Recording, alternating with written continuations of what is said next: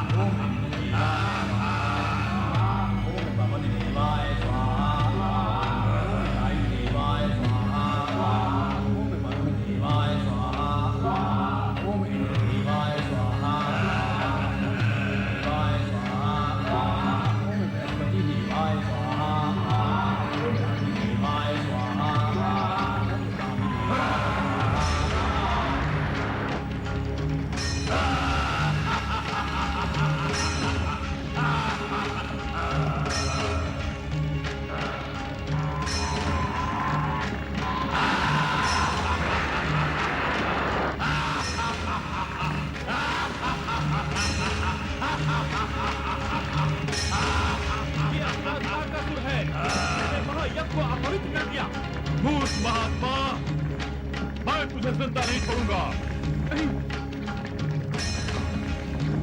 तूने तारकासुर के विरुद्ध यज्ञ करने का दुस्साहस किया। आघोर, नित्य आघोर।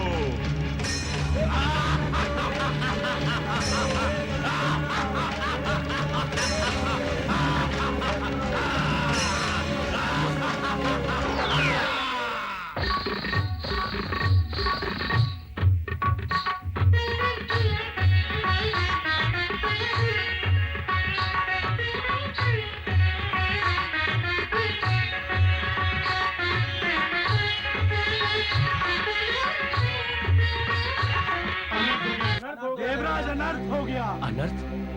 कैसा अनर्थ? आप सब इतने भयभीत क्यों हैं? देवराज, असुर राज तारकासुर ने ब्रह्मदेव से अपराजय का वरदान पाकर भूलोक में त्राही त्राही मचा दी है, और अब उसकी वक्र दृष्टि देवलोक पर है। तारकासुर?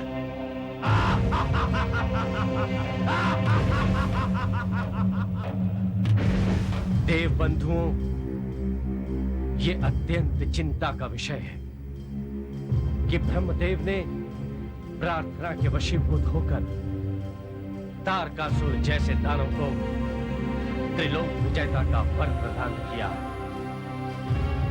और वरदान की इस अजय शक्ति को लेकर वो दुराचारी दानव किसी भी समय स्वर्ग पर आक्रमण कर सकता है।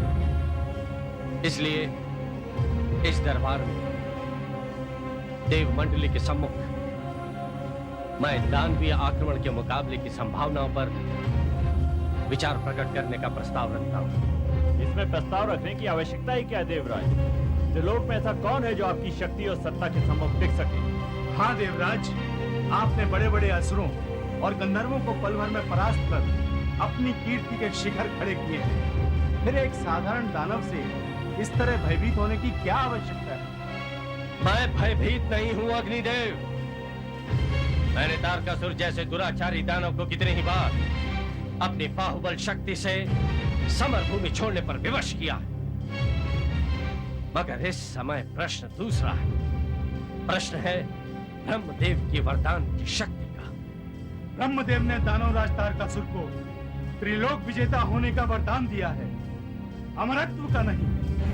तारकासुर जैसा असुर तो मेरे इंगित मात्र से ही जलती अग्नि में जलकर भस्म हो जाएगा। आप निर्भय रहिए देवराज। तारकासुर तो मेरी वेगवान धारा में बहकर महासागर में विलीन हो जाएगा। और फिर देवराज, ये सत्य तो सर्वविदित है कि देवासुर संग्राम में विजय हमेशा देवताओं की हुई है। Devraj Indra!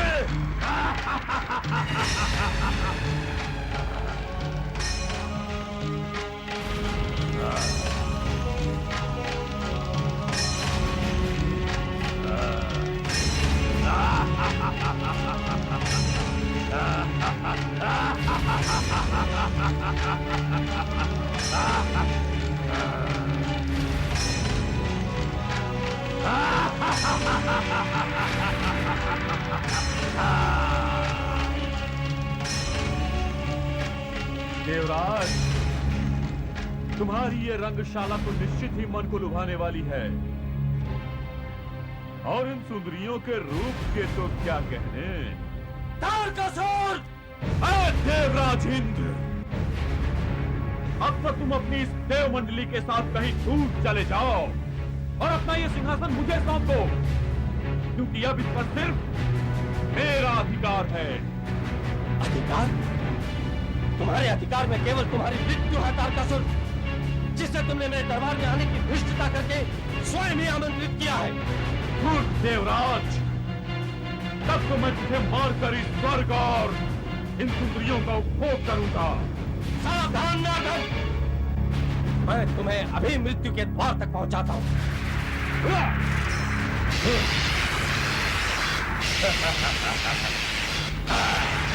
ha ha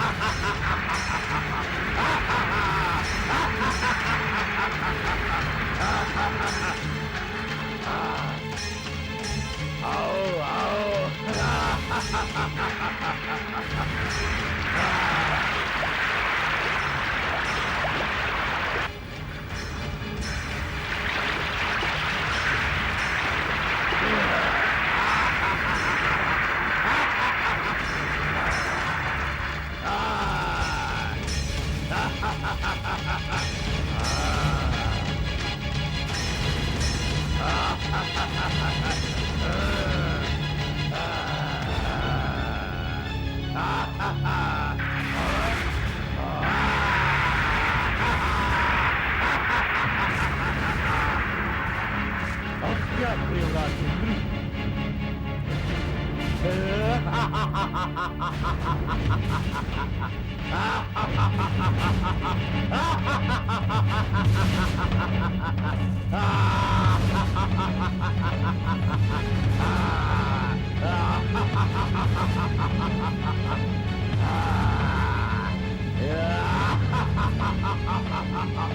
ha ha ha ha ha ha ha ha ha ha ha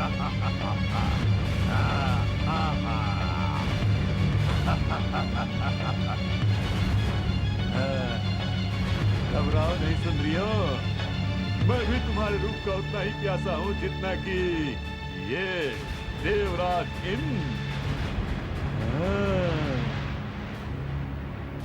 Indra की अप्सराओं के नृत्य के चर्चे तो संपूर्ण लोकों में विख्यात है। आज तुम्हें अपना यह नृत्य तारकासुर के लिए करना होगा।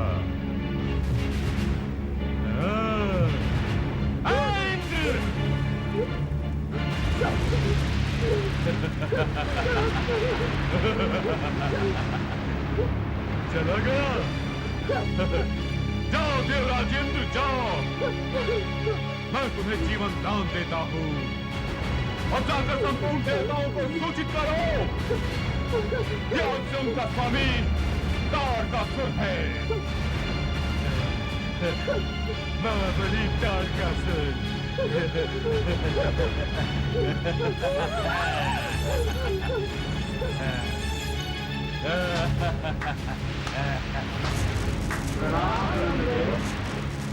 आयुष्मान भव। क्या बात है देवराज, आप सभी देवगण बहुत घबराए हुए प्रतीत हो रहे हैं। क्या संकट की किसी काली छाया ने देवलोक पर आक्रमण किया है? देवलोक की सत्ता असुर राज तारकासुर के हाथों विकसित हो चुकी है ब्रह्मदेव। उस नराधम ने मेरे सिंहासन और देवलोक की अप्सराओं का अपमान किया है।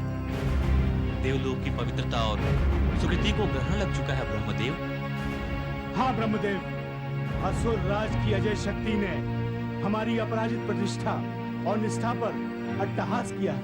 और दुखद सत्य तो ये है ब्रह्मदेव कि इसके मूल में है आप द्वारा तारकासुर को दिया हुआ त्रिलोक विजेता होने का वरदान। देव श्रेष्ठ ब्रह्मा जी, देवलोक की मर्यादा और सृष्टि के हितों के विरुद्ध आपने एक अज्ञानी असुर को एक शक्तिशाली वर देकर अपने जगत पिता के कर्तव्य को निस्संदेह प्रताड़ित किया है। देव बंधुओं, आपकी पीड़ा जनक पुकार और आरोपों को मैं स्वीकार करता हूं, किंतु आप लोगों को एक बात नहीं भूलनी चाहिए कि प्राणी का कठोर तप देवताओं को वरदान देने पर विवश कर देता है और उस समय भविष्य की नियति को तप का आवरण ढक लेता है। यही त्रिलोक की लीला है, जगत का रहस्य जिसे केवल मैं जानता हूं, क्योंकि मैं स्वयं ही करता हूं।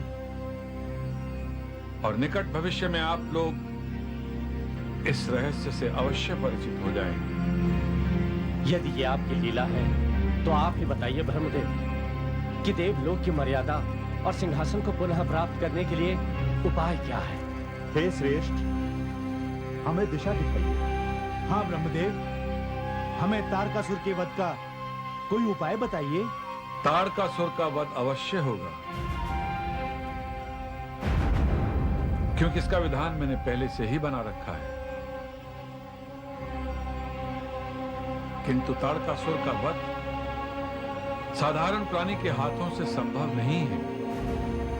उस असुर का वध तो गिरिराज हिमालय की पुत्री पार्वती के पुत्र के हाथों से संपन्न होगा। तारकासुर को वरदान प्राप्त होने के तत्काल पश्चात ही गिरिराज हिमालय की पत्नी मीना ने एक अत्यंत सुंदर कन्या को जन्म दिया। वही कन्या पार्वती है। किंतु ब्रह्मदेव, क्या गिरिराज हिमालय को अपनी इस कन्या के भविष्य का किंचित ज्ञान है? हाँ देवराज, त्रिकालदर्शी देवऋषि नारद ने कन्या के जन्म के उपरांत ही गिरिराज हिमालय और उनकी पत्नी मीना को इस कन्या की विशेषता का संपूर्ण ज्ञान करा दिया है। मेरी प्यारी कन्या, प्यारी प्यारी हमको भी दुलार करने दीजिए महारानी जी। अवश्य महाराज। नारायण नारायण नारायण नारायण नारायण नारायण नारायण। प्रणाम ऋषिवर। आयुष्मान भव। देव ऋषि, आपके आने का कोई विशेष कारण? नारायण नारायण। हम तो कन्या जन्म का समाचार सुनकर उपस्थित हो गए राजन।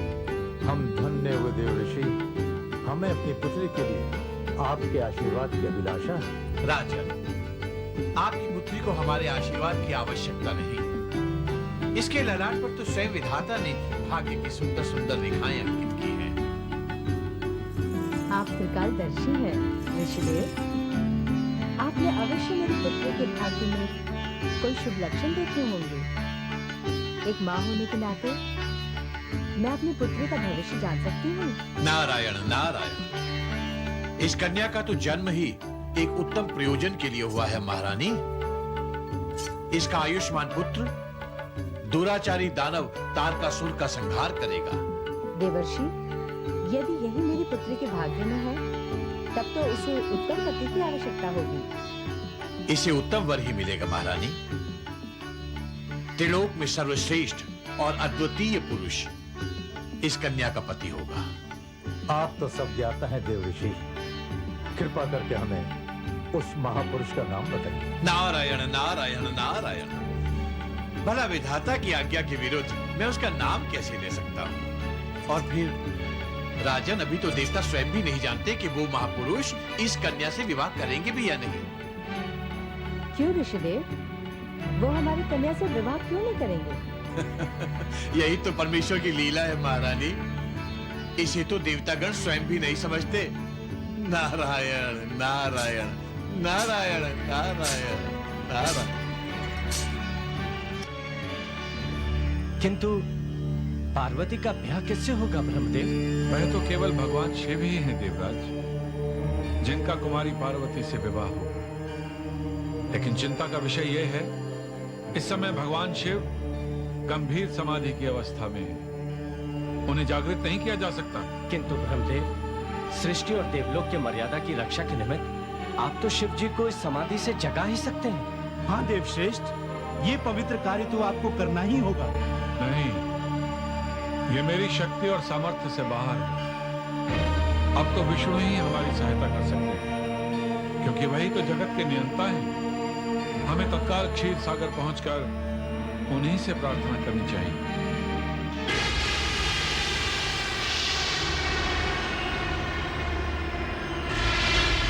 नारायण नारायण नारायण नारायण। प्रभु, शीघ्र ही मृत्युलोक के ऋषिगण, देवलोक के देवता और स्वयं देवराज इंद्र आपकी शरण में पधारने वाले हैं। देवता और ऋषिगण? लेकिन क्यों देवर्षि? ऐसा क्यों है देवऋषि कि आप जब भी आते हैं कोई ना कोई समस्या लेकर ही प्रस्तुत होते हैं? नारायण नारायण। देवी, आप तो जानती हैं मैं शांति से हमेशा दूर रहता हूँ। फिर बार बार आप यही प्रश्न मुझसे क्यों पूछती है देवी? आप देवलोक में शांति क्यों नहीं चाहते देवर्षि? क्या देवासुर संग्राम में आपकी कोई विशेष रुचि है? नारायण नारायण।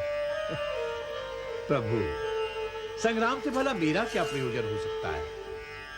वो तो आपके परम आदरणीय देवताओं के भाग्य की वस्तु है। आपकी बात हमारी समझ में आ रही है देवर्षि, किंतु इस समय देवताओं और ऋषिगण के आगमन का कारण क्या हो सकता है? समस्या तो वही पुरातन है प्रभु। दुरात्मा असुर तप करते हैं और महात्मा देवगण उन्हें वर प्रदान करते हैं, और फिर असुर देवों को परास्त कर उनका देवत्व छीन लेते हैं, और तब देवता किसी अबला नारी की तरह रोते चीखते छाती पीटते आपकी शरण में आ धमकते हैं। ना ना, आप किंचित उदास न हो देवी। क्षीर सागर तक असुर नहीं देवता ही आएंगे। हमें ना ही किसी असुर से भय है और ना ही आपकी बातों से प्रायोजन। नारायण नारायण नारायण। लगता है आपको हमारी बात पर विश्वास नहीं देवी। ठीक है, आप स्वयं ही देख लीजिए। लीजिए।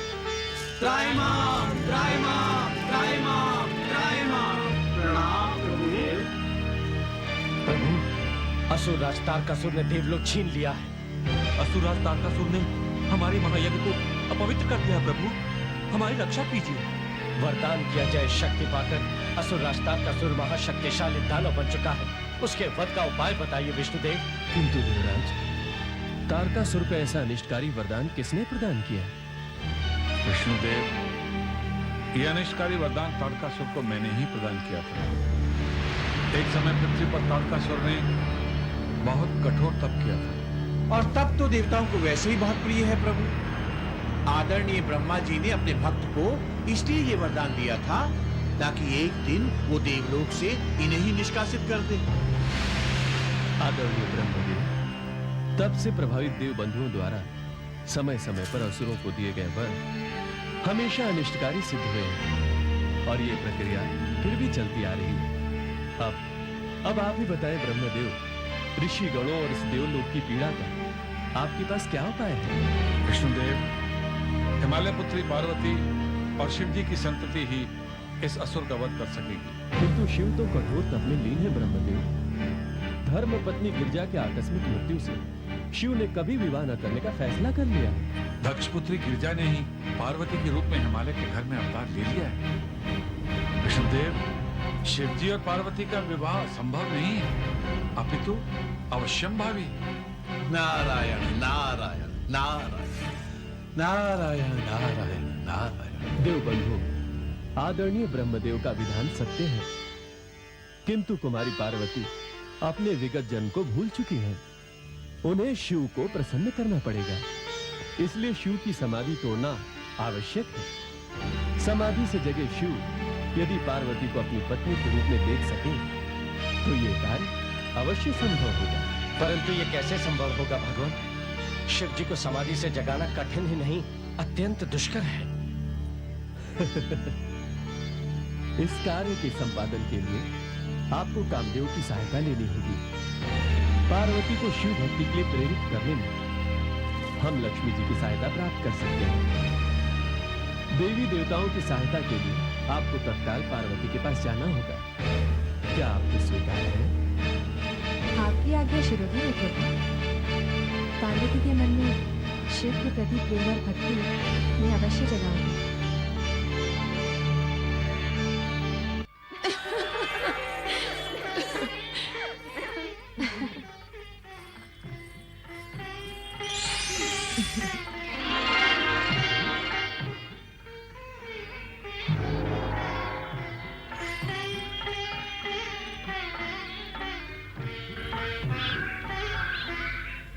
बालिके, तुम्हें सुंदर पुष्पों से बहुत प्रेम है ना?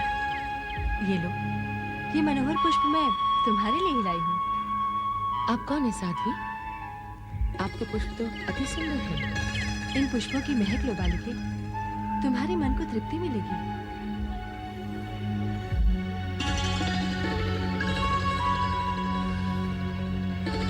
ये तो दुनिया की सबसे मनोहर पुष्प है साध्वी। तुम इन्हें कहाँ से लाई? बोलो साध्वी, क्या तुम मुझे स्थान का पता नहीं बताओगी?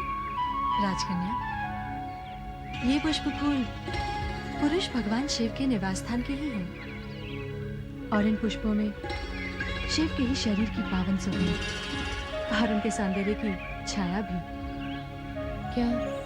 क्या इन पुष्पों में शिव का सौंदर्य है? तब तो वो अति सुंदर होंगे। अवश्य बालिका, शिव के समान सुंदर तो इस त्रिलोक में कोई पुरुष ही नहीं। उनके पुरुषार्थ की महिमा तो स्वयं भगवान भी करते हैं। इतने सुंदर, इतने मनोहर कि स्वयं कामदेव का सौंदर्य भी नग्न दिखता है। जोगन, क्या मैं उन्हें एक बार देख सकती हूँ? अवश्य बालिके, अवश्य। इस समय वे महातप में लीन हैं और उनका पुरुषार्थ उनके चेहरे पर ओस बन के चमक रहा है। मैं उनकी भक्तन हूँ और उन्हीं के काम से लौटी हूँ और मुझे विश्वास है कि वे तुम्हें एक अति सुंदर पति की पत्नी बनने का वरदान भी देंगे। और ये भी हो सकता है कि रुकोगे? कहो ना। मेरे मात्र कहने से क्या होगा बालिके? उनके जैसा पति पाना तो महामोक्ष प्राप्त करने के समान है, किंतु उसके लिए कठोर तपस्या की आवश्यकता है। मैं उनकी पूजा करूंगी, उन्हें प्रसन्न करूंगी। ये मेरा संकल्प है। मैं उनकी धर्मपत्नी अवश्य बनूंगी। मेरा प्रयत्न तो सफल रहा। देवराज इंद्र भी अब तक तो कामदेव को मना ही चुके होंगे।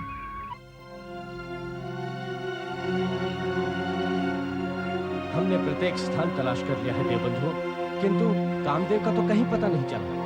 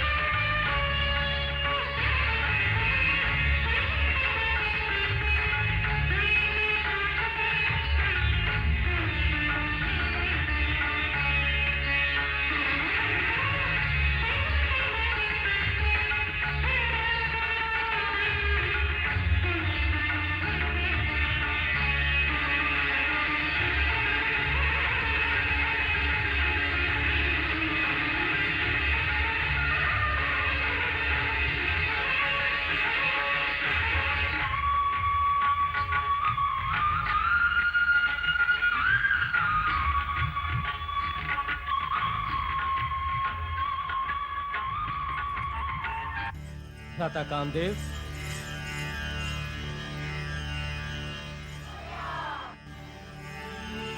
प्रणाम इंद्रदेव। देवराज, आप और मेरे उपवन में क्या कोई विशेष प्रयोजन है? भ्राता कामदेव, तारकासुर वध के निमित्त भगवान विष्णु ने हमें तुम्हारे पास भेजा है। मुझे तुम्हारी सहायता की आवश्यकता है।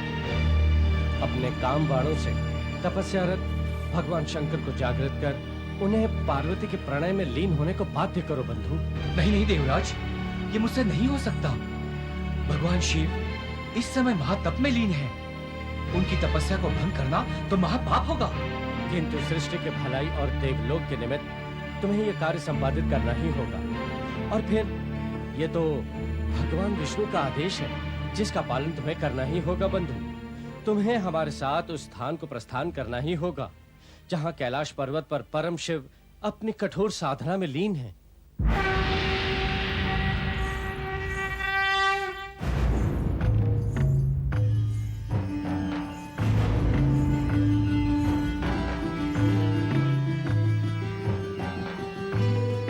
ये तो जोगन का दिया हुआ वही पुष्प है, उतना ही सुंदर, उतना ही मनोहर। ये विशाल शरीर, ये कंधे, ये पुष्ट भुजाएं, ये तो सचमुच पूर्ण पुरुष है। योगन ने सच्ची कहा था। इन्हें देखकर तो स्वयं हृदय भी नहीं लौट सकती। मुझे इन्हें प्रसन्न करना ही होगा।